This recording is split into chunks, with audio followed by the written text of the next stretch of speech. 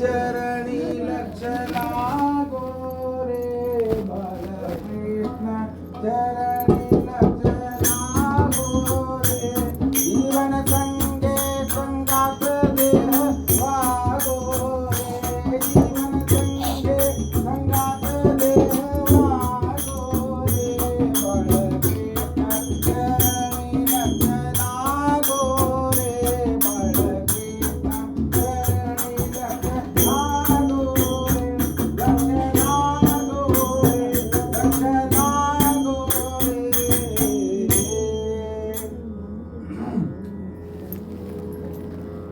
ಆಗಲೇ ಏನು ಹೇಳಿದ್ವಿ ನಾವು ತಳಮಳ ಇರಬೇಕು ಅಂದ್ವಿ.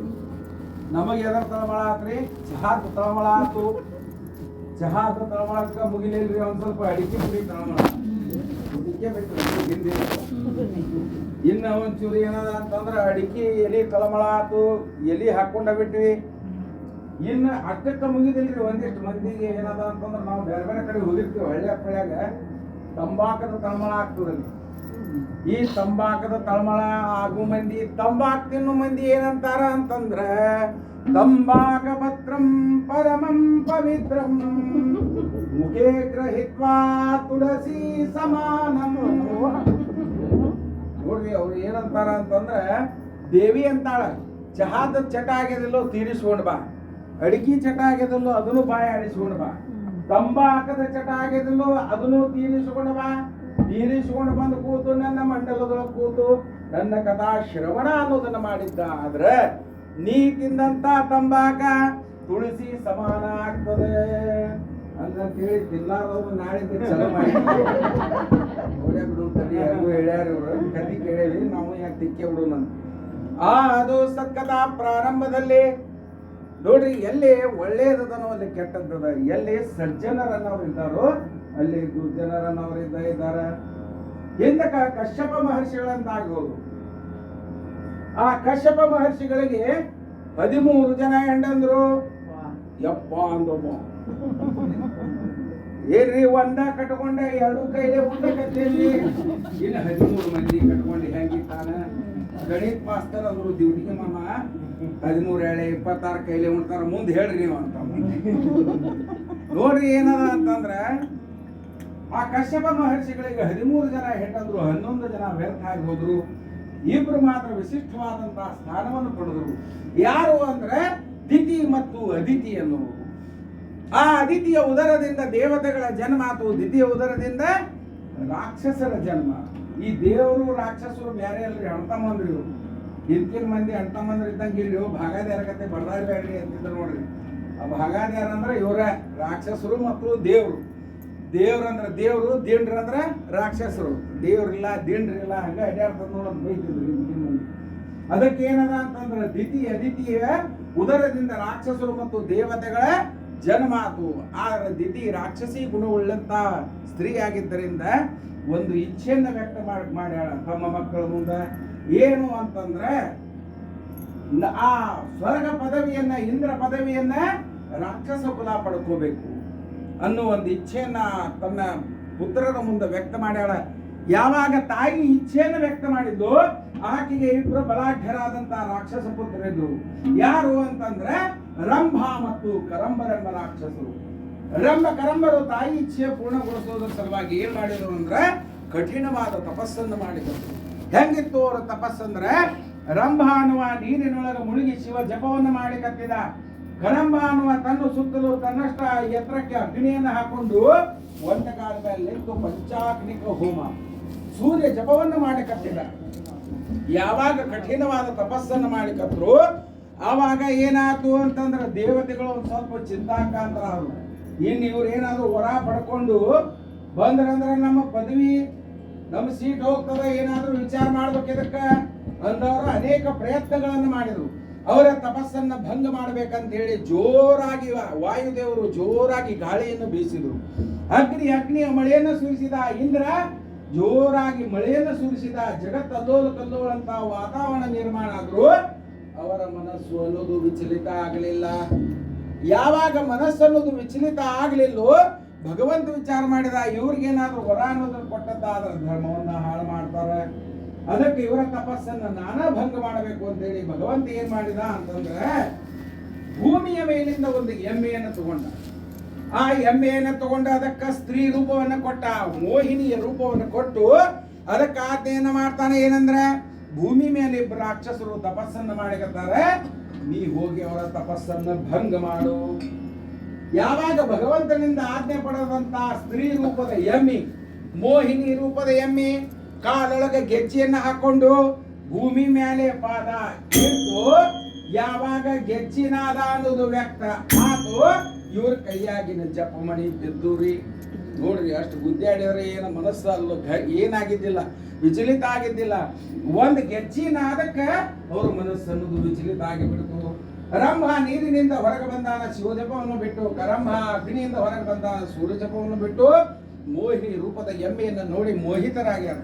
ಮೋಹಿತರಾದದಕ್ಕೆ ಆಘಾತವನ್ನು ವ್ಯಕ್ತ ಮಾಡ್ಯಾರ. ಆಘಾತಕ್ಕೆ ಏನು ಕಾರಣ ಆಯ್ತು ಅಂತಂದ್ರೆ ಮತ್ತೊಬ್ಬ ಬಲಾಢ್ಯನಾದ ರಾಕ್ಷಸನ ದೈತ್ಯನ ಜನ್ಮಕ್ಕೆ ಕಾರಣ. ಇನ್ನೊಬ್ಬ ರಾಕ್ಷಸ ಹುಟ್ಟಿದ. ಅವ ಹೆಂಗಿದ್ದ ಅಂದ್ರೆ ಅವಂಗೆ 2 ಕೋಡುಗಳಿದ್ದು. ಯಾಕೆ ಅವಂಗೆ 2 ಕೋಡುಗಳು ಅಂದ್ರೆ ಅವನ ತಾಯಿಯ ಮೂಲ ಸ್ವರೂಪ ಎಮ್ಮಿ. ಎಮ್ಮಿಗೆ ಸಂಸ್ಕೃತದೊಳಗೆ ಏನಂತ ಕರೀತಾರೆ, ಮಹಿಷಿ ಅಂತ ಕರೀತಾರೆ. ಮಹಿಷಿಯ ಉದರದಿಂದ ಹುಟ್ಟಿದ್ದಕ್ಕೆ ಅವ್ನಿಗೆ ಏನಂತ ನಾಮಕರಣ ಮಾಡ್ಯಾರ, ಮಹಿಷಾಸುರ ಅಂತ ನಾಮಕರಣವನ್ನು ಮಾಡ್ಯಾರ. ಹುಟ್ಟಿದ ಆರಂಭದಿಂದ ಕ್ರೂರನಾದಂತ ಮಹಿಷಾಸುರ ಒಂದ ಇಚ್ಛಾ ಏನಿತ್ತು, ಸ್ವರ್ಗ ಪದವಿಯನ್ನ ಪಡ್ಕೋಬೇಕು. ಹಂಗಾರೆ ಏನ್ ಮಾಡಿಕತ್ತ, ಅವ ಕಠಿಣವಾದ ತಪಸ್ಸನ್ನ ಮಾಡಿಕತ್ತದ.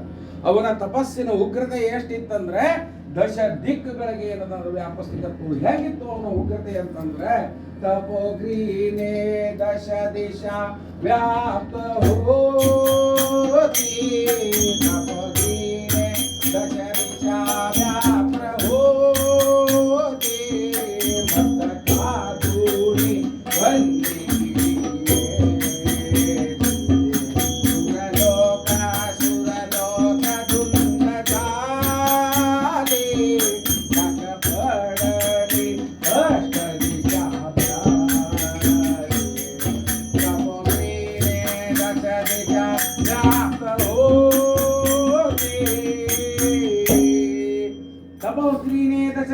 ವ್ಯಾಪ್ತ ಹೋತಿ.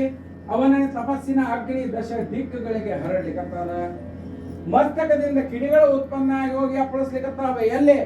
ಸ್ವರ್ಗ ಲೋಕ, ಪಾತಾಳ ಲೋಕ, ಕೈಲಾಸ ಪರ್ವತಕ್ಕೆ ಅಪ್ಪಳಿಸ್ಲಿಕ್ಕತ್ತಾವ. ಅಷ್ಟ ದಿಕ್ಪಾಲಕರು ಏನೋ ಆಪತ್ತು ಬಂದದಂತ ಓಡಿ ಹೊಂಟಾರ. ಯಾವಾಗ ಹೋಗಿ ಕೈಲಾಸಕ್ಕೆ ಅಪ್ಪಳಿಸ್ತು, ಕೈಲಾಸಾಧಿಪತಿಯಾದಂತ ಪರಮೇಶ್ವರ ಕಂಡ ತಗದ ನೋಡ್ಯಾನ. ಯಾರಪ್ಪ ಭಕ್ತ ಕೈಲಾಸವನ್ನ ಅಳ್ಯಾಡಿಸುವಂತ ಸಾಮರ್ಥ್ಯ ಹೊಂದ್ಯಾನ. ಮಹಿಷಾಸುರ ಭಟ್ ಅಂತ ಪ್ರತ್ಯಕ್ಷ ಆದವನೆಲ್ಲರಿಗೆ, ನಿನ್ನ ಭಕ್ತಿಯನ್ನು ಮೆಚ್ಚಿ ಬಂದೇನಿ, ನಿನಗೆ ವರ ಏನ್ ಬೇಕು ಕೇಳ್ಕೋ. ಒಂದ ಮಾತ್ನ್ಯಾಗ ಹೇಳಿದ ಮಹಿಷಾಸುರ, ನನಗ ಮರಣ ಅನ್ನೋದ ಬರಬಾರದು. ಭಗವಂತನ ನಿಂಗೆ ಒಮ್ಮೆ ಹೋಲ್ಸೇಲ್ನ್ಯಾಗ ಕೇಳಬೇಡಪ್ಪ, ಸ್ವಲ್ಪ ರಿಟೇಲ್ನ್ಯಾಗ ಕೇಳು. ಮರಣ ಯಾರಿಗೂ ತಪ್ಪಿದ್ದಲ್ಲ, ಎಲ್ಲಾರಿಗೂ ನಿಶ್ಚಿತ ಅದ. ನಿನಗೆ ಹೆಂಗ ಮರಣ ಬರಬಾರ್ದು ಅನ್ನೋದನ್ನ ಕೇಳ್ಕೊ ಅಂತ ಹೇಳಿದ. ಆವಾಗ ಒಂದು ಲಿಸ್ಟ್ ಮಾಡಿದ, ಯಾವುದೇ ಬಲಾಢ್ಯನಾದಂತ ರಾಕ್ಷಸನಿಂದ ನನಗೆ ಮರಣ ಬರಬಾರ್ದು. ನೋಡ್ರಿ, ಅವ್ರ ಮಂದಿ ಮೇಲೆ ಅವ್ರಿಗೆ ವಿಶ್ವಾಸ ಇಲ್ಲ, ಇನ್ನೊಬ್ಬ ರಾಕ್ಷಸ ಬಂದು ಬಡದು ಹಿಡದ ಅಂತ ಹೇಳಿ ಇದ್ದಂತ ದೇವತೆಗಳಿಂದ, ಕಿಂ ಪುರುಷರಿಂದ, ಯಕ್ಷ ಕಿನ್ನ ಗಂಧರ್ವರಿಂದ, ಆಕಾಶ ವಾಯು ಜಲ ತೇಜಗಳಿಂದ ಮತ್ತು ಏನದಂತ ಸರೀಸೃಪಗಳಿಂದ, 4 ಕಾಲಿನ ಪ್ರಾಣಿಗಳಿಂದ, ಭೂಮಿ ಮೇಲಿದ್ದಂತ ವಸ್ತುಗಳಿಂದ ನನಗೆ ಮರಣ ಅನ್ನೋದು ಬರಬಾರದು ಅಂತ ಕೇಳ್ಕೊಂಡ. ಆದ್ರ ಒಂದನ್ನ ಮರೆತ, ಏನಂದ್ರೆ ಸ್ತ್ರೀಯಿಂದ ನನಗೆ ಮರಣ ಬರಬಾರದು ಅನ್ನೋದನ್ನ ಕೇಳ್ಕೊಳ್ಳಿಲ್ಲ. ಯಾಕಂದ್ರೆ ಯಕಸ್ಯ ಸ್ತ್ರೀ ನನಗೆ ಏನ್ ಮಾಡಲಿಕ್ಕೆ ಸಾಧ್ಯದ ಅವಲೇ. ಇಷ್ಟೆಲ್ಲ ಶಕ್ತಿಯನ್ನು ನಾ ಗಳಿಸಿದ ಮೇಲೆ ಒಂದು ಕ್ಷಣದೊಳಗಕ್ಕಿನ್ನ ನಾಶ ಮಾಡಬಲ್ಲೆ ಅನ್ನೋ ಒಂದು ಅಹಂಕಾರದ ಬಲದಿಂದ ಅದನ್ನು ಕೇಳ್ಕೊಳ್ಳಿಲ್ಲ.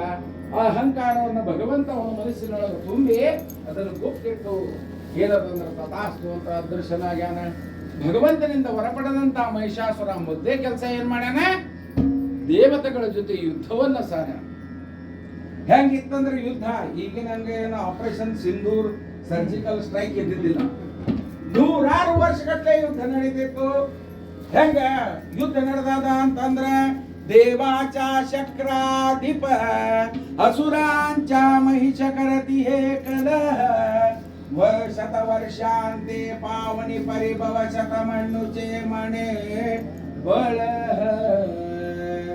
ನೋಡ್ರಿ, ದೇವರ ಅಧಿಪತಿ ಇಂದ್ರ, ಅಸುರರ ಅಧಿಪತಿ ಮಹಿಷಾಸುರನ ಜೊತೆ 100 ವರ್ಷಗಟ್ಟಲೆ ಯುದ್ಧ ನಡೆದ್ರು. ಯಾರಿಗೂ ಸೋಲ್ ಅನ್ನೋದಿಲ್ಲ, ಗೆಲುವು ಅನ್ನೋದಿಲ್ಲ. ಭಯಂಕರವಾದ ಯುದ್ಧ ನಡೆದಿದೆ. ಆದ್ರೆ ಏನಾಗ್ಲಿಕ್ಕತ್ತು ಅಂದ್ರೆ ದೇವತೆಗಳ ಶಕ್ತಿ ಕ್ಷೀಣಿಸ್ಲಿಕ್ಕತ್ತು. ಏನ್ರಿ ದುಡ್ಡಿಗೆ ಮಾಮ ಇಲ್ಲಿ ಕೂತಾವು ಒಂಚೂರು ಶಕ್ತಿ ಕ್ಷೀಣಿಸ್ಲಿಕ್ಕತ್ತಾವ, ಜಗ್ಗಿ ಜಗ್ಗಿ ಒಗಿಲಿಕ್ಕತ್ತದ್ರಿ ನಿಂತಿ ಸಡ್ಲ ಬಿಡಬಾರ್ದು. ಕಥಿ ಪ್ರಾರಂಭ ಆದ್ಕೂಳೆ ಹಂಗಾರಿ ಅದ ಮಾಯಾ ನಿರ್ಮಾಣ ಮಾಡಿಬಿಡ್ತಾಳ. ಅದಕ್ಕೆ ಏನದ, ನಮಗ್ ಇಬ್ಬರ ಮೇಲೆ ಪ್ರೀತಿ ರೀ, ಒಂದು ದೇವಿ ಮೇಲೆ, ಇನ್ನೊಂದು ತೂಕುಡ್ಸವ್ರ ಮೇಲೆ. ದೇವಿ ಹೇಳ್ಯಾಳ ಅವ್ರನ್ನ ಯಾಕೆ ಸಿಡುವುದಕ್ಕೆ ಆಗ್ತವೆ ನಿಂದ ಅಂತ ಹೇಳಿ. ಅದಕ್ಕೆ ಈ ಮಂಡಲದಾಗ ಕೂತ್ ಬೇಕಾದಷ್ಟು ತೂಕ